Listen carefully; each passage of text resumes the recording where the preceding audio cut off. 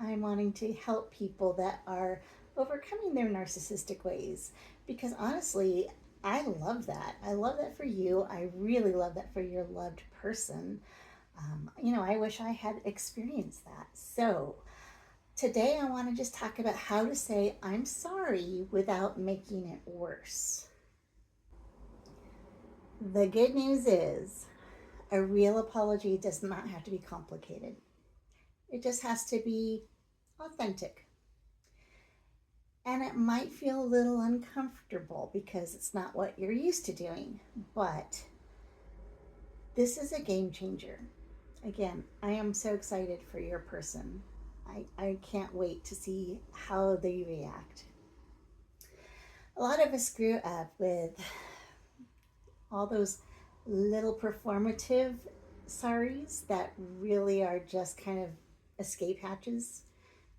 I'm sorry you feel that way. I'm sorry you got your feelings hurt. I guess I just can't do anything right. No, sweetheart, that is not an apology. That is a hostage negotiation with your own ego. So, a real apology is not, it's not trying to get you out of trouble. It's acknowledging harm. That's the shift. So, what does a real apology sound like? First, okay, there are 5 things. And if you knew all 5, great. If you can only do 1 or 2, that's still good. Keep it up. So, first, you got to say what you did, say what was wrong. So many of us are waiting for our other people to say, yes, I did lie. But instead, it gets masked. It gets blown up into, well, you always overreact and you make me lie. And it's like, no, that's not an apology.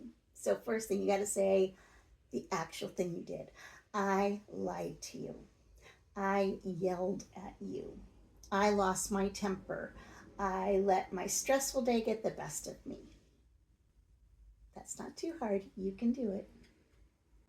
Number 2, you have to acknowledge the impact. So, I lied to you. I know that hurt your feelings. You're acknowledging that you did something that harmed somebody else. That's what they want. That's what they want to hear. They don't want your 1,001 excuses. They want to see that you can tell they're hurting and that you care about it. One of the biggest traps people fall into is, but I didn't mean to hurt you. Of course not. What kind of monster are you? You're not, right? But you still hurt me. So you have to acknowledge that harm has been done. 3, take responsibility without sliding in an excuse that's kind of dressed up as context. Context doesn't really matter, and if it does, you can get around to it later. Just say, I did this. That's on me. That was my fault. I should have stopped and listened. And try to always stay away from the mystical but. And I'm not talking about a booty call. I am talking about that little tiny word but. Nothing derails an apology faster than a but. I'm sorry, but you were yelling too. I'm sorry, but I didn't know that was going to hurt your feelings. I'm sorry, but I've been under a lot of pressure. No, you've completely dismissed everything when you do that. You're no longer taking any accountability. You're actually not even accepting the fact that the other person has felt harmed. You're actually putting the blame on them. So, no buts. None. Instead, say, that was wrong. I should not have done that.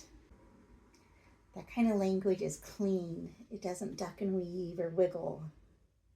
It's real. It's substantial. It's authentic.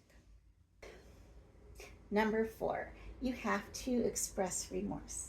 So, I'm sorry.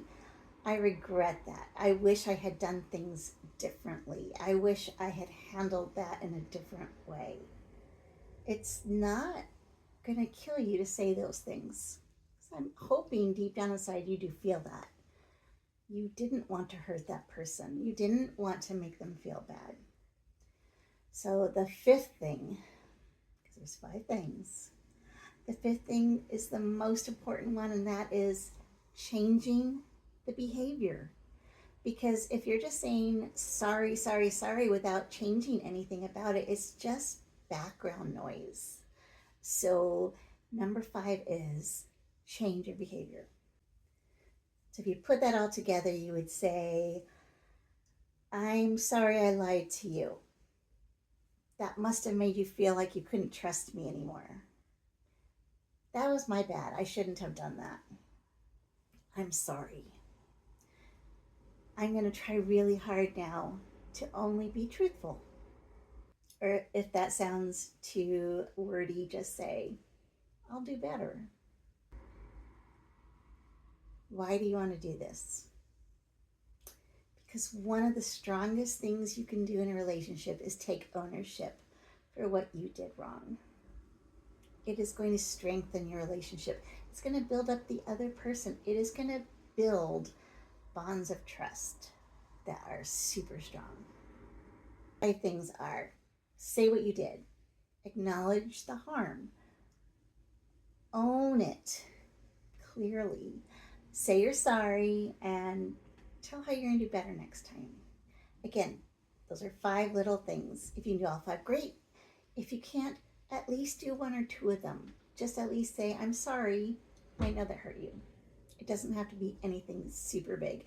You're not performing on Broadway. You're not going to be getting a Tony Award. So you don't have to make this into a big performance. In fact, that makes it less valid. Just be real. Just be honest. And if you are a person who has experienced narcissism and have not heard an apology like that yourself, let me say I'm sorry. You deserve better. You deserve to get a real apology. But that doesn't mean it's okay to continue the cycle, because we know better. Healthy people are not people who never mess up, because we all mess up a lot. Healthy people are the ones who stop making their mess something somebody else has to clean up. Till I see you guys next time, keep up the good work, and I'm proud of you.